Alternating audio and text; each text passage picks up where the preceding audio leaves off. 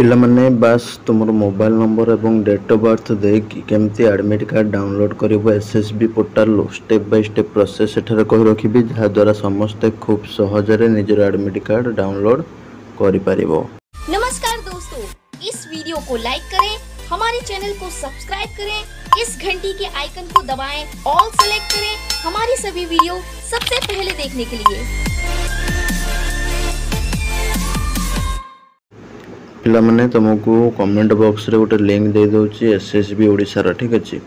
तो तापर तुम क्लिक कले तुम एडमिट कार्ड रो पोर्टालटा आसी जीवो सामना रे।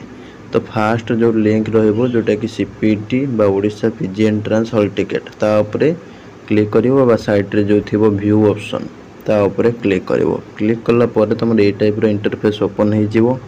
Odisha PG entrance 2024 Odisha admit card 2024। तो ये निजर मोबाइल नंबर जोटा कि पीजी रजिस्ट्रेशन बेले देथिला सेटा एंटर कर दबो। डेट ऑफ बर्थ रे सिलेक्ट कर दबो, कर देकी सबमिट बटन ऊपर क्लिक कर दबो। क्लिक कर देले तुम एडमिट कार्ड पीडीएफ टा डाउनलोड हो जीवो मोबाइल, ठीक अछि। तो ये टाइप रो फैसिलिटी तुमरो हवा को जाउची। तो वीडियो भल लागिथिले वीडियो को लाइक करंतु, चैनल को सब्सक्राइब करंतु। रहिली नमस्कार, जय जवान।